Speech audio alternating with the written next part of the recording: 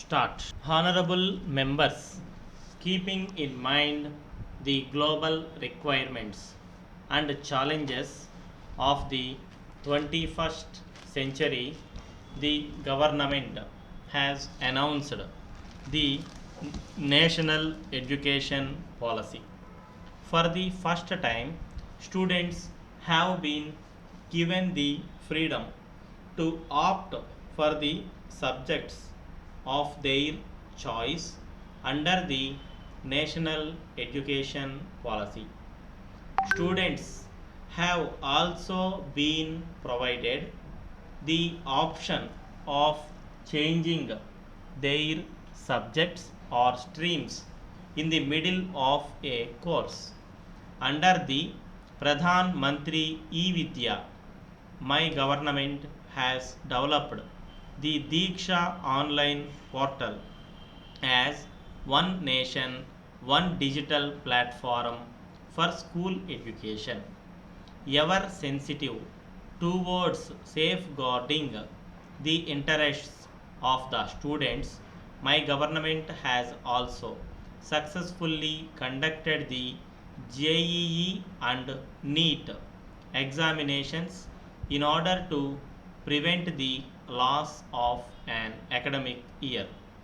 My government believes that the journey of the most deprived sections towards social and economic development begins with access to quality education.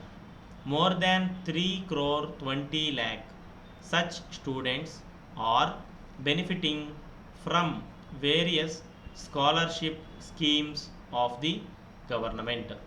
These include students belonging to the scheduled castes, backward classes, forest dwellers, and tribal community and minority communities. It is the endeavor of the government to ensure that maximum number of eligible and needy students are able to avail the benefit of the scholarships. Along with this, the central government's share in the funding of post metric scholarship scheme for scheduled castes students is also being enhanced. Similarly, the network of Ekalavya model residential schools is being expanded to cover every tribal dominated block to facilitate the education of tribal students.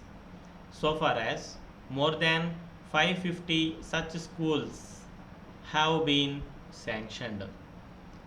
Along with improvements in education, the emphasis of my government is also on simplifying and streamlining the recruitment process for jobs. The youth have benefited greatly from discontinuation of interviews for recruitment to Group C and Group D posts. By setting up the National Recruitment Agency, the government has freed the youth from the inconvenience of appearing for multiple examinations. Following the mantra of Sabka Saath, Sabka Vikas, Sabka Vishwas, my government is prioritizing the development of all sectors and all sections of the society to alleviate the hardships faced by Divyangans. Thousands of buildings, public transport buses, and railways have been made accessible. About 700 websites have also been made accessible for Divyangans. Similarly, to provide better facilities and equal opportunities to transgenders, the Transgender Persons Protection of Rights Act has been implemented.